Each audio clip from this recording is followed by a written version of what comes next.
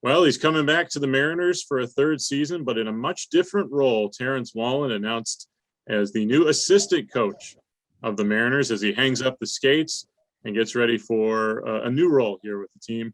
Terrence, how's it going? Great. Finally, the news broke, but it's exciting. I don't think that it really hit me yet that I'm hanging him up, but I'm super excited to hop behind the bench. Yeah, I mean, it has been a long time coming. Obviously, the unfortunate circumstances of not playing last season, but what's the reception been like as the news broke from your friends and family? It's been great. I mean, obviously, a lot of support. I found out quite a bit ago, so a lot of people close to me knew about it.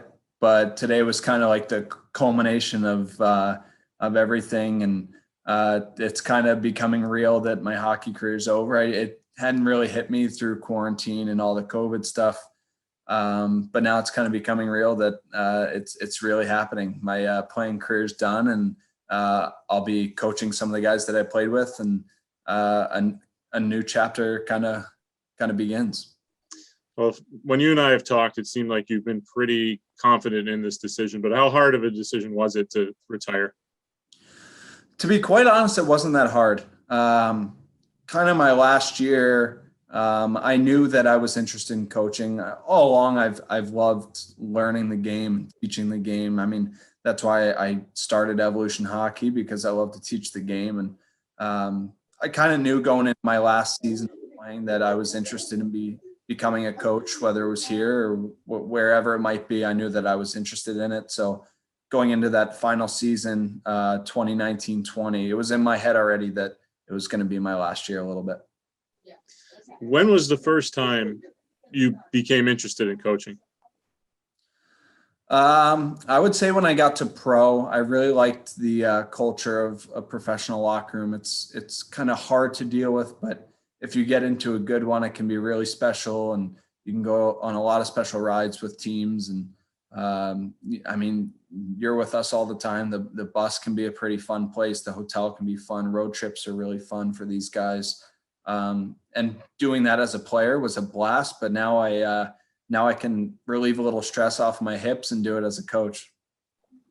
How important was it for you to stay in the organization, stay in Maine, et cetera?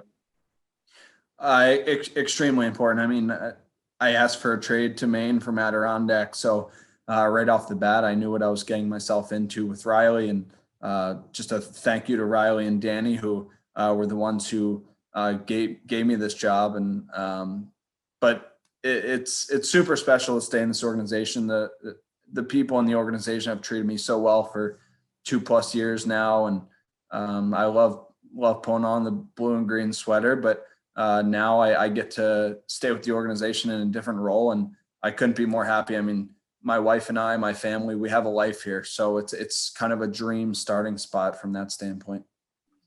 Been doing a lot with Evolution Hockey and really expanding that program of yours. How much is that going to help you here as you transition into coaching? I think support-wise, it'll be awesome to see some of my players out at games and stuff. Hopefully this draws a few more people into the seats, knowing that my U12 team can come, my U16 team can come to games and support not me, but the Maine Mariners in general. And my big thing is to grow the game in Maine. And I think by me kind of getting into the community and doing stuff in the hockey community in the area, and having Ben Guite as our head coach. I mean, he was a legend at University of Maine. He coached there for the last 8 years. And I think people are really going to like his coaching style. I've kind of been getting to know him a little bit here. But it's going to be exciting. I think it'll be a new buzz about the arena each night with the people that he'll pull in, and some of the younger kids that I can pull in. Last thing, what are some of the things you've taken away from previous coaches you had, whether it was Riley, coaches in Adirondack, Peoria, anywhere else you played, that you're going to use in your own coaching style? Oh, I think that you pull things from each coach. Obviously, in college, it was all about habits. When I was in Adirondack, our big thing, and I kind of stole it for Evolution Hockey, our coach, Brad Tapper, his big thing was effort and attitude. I think that'll kind of ride with me throughout my entire hockey career. Riles was all about having fun, and a good locker room and not taking things too seriously, which guys can tend to do. So kind of a mix. You want your guys to be detailed and structured and well prepared, but you got to remember this is a game, and I played this game for 25 plus years, and it's all about having fun. And if it's not fun, then why are we doing it? So I think letting the guys have fun and play the game that they love at the highest levels that they possibly can is a big deal. Well, I still remember our very first interview down in the locker room after you were traded to Maine. Doesn't seem like it was that long ago, but hopefully many more interviews now as a coach. So Wally, thanks for taking the time. We'll be talking to you again more soon, and congratulations again on this. Thanks so much, Gills. We'll talk soon. All right.